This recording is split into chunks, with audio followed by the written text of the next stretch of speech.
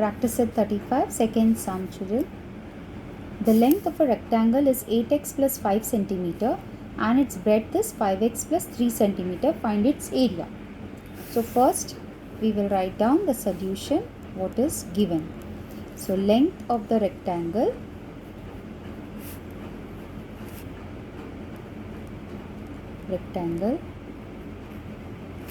is equal to 8x plus 5 centimeter. Put a comma and write L. Breadth of the rectangle, that is B, is equal to 5x plus 3 centimeter.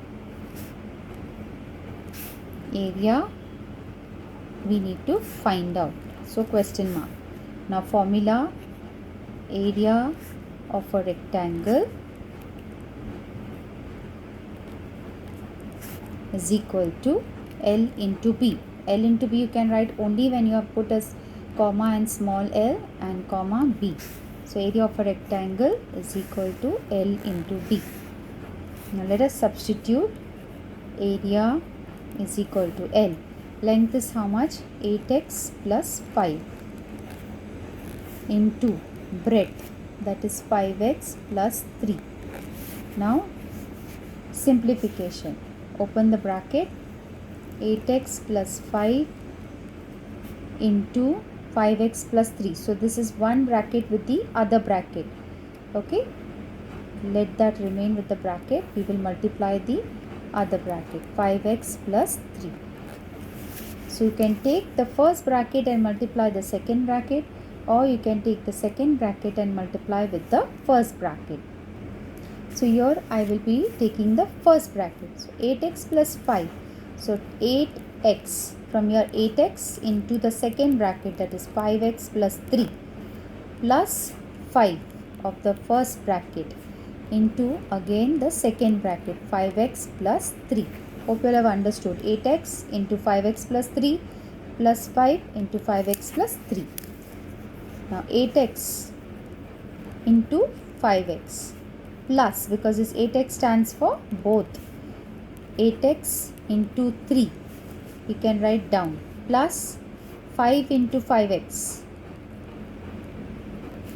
plus 5 into 3. So 8x into 5x, if you want you can put this underline, and this you have to multiply these two and these two. So 8x into 5x, 8 into 5, that is 40x square. Now you know how to multiply. 8 5s are 40, x into x, x square, plus 8x into 3, 8 3s are 24, 24x, plus 5 5s are 25x, plus 5 3s are 15. Now what are the like terms here? X, x. So this we can add. So 40x square plus 24 plus 25, that is plus 29x. In addition, the variable will remain as it is. It will not become x square or x cube, plus 15. So this is the answer.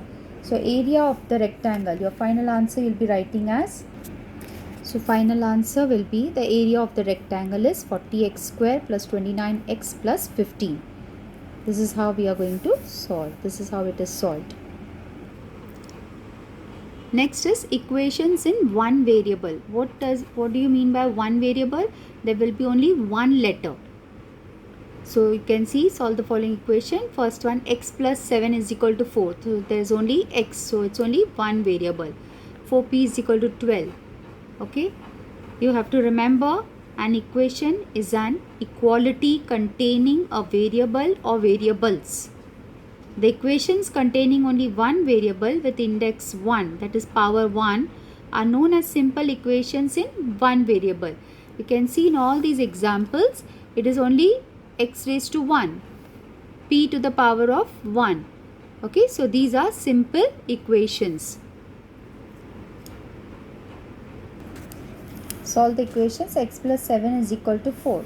You can solve it like the way you have learned it in 6th standard, children. X plus 7. It's a plus 7 with the variable x. So plus 7 minus 7 is equal to 4 minus 7, opposite of this number, but both left hand side and right hand side. So x plus 7 minus 7, this will get cancelled. So x is equal to 4 minus 7 will be minus 3. Okay, or you have to do it as x plus 7 is equal to 4. So x is equal to, because plus 7 we have to take it to the right hand side. So do not change 4. 4 is already there on the right hand side. So plus 7 from left goes to right. So that will be minus 7. You have to remember, plus 7 from left goes to right.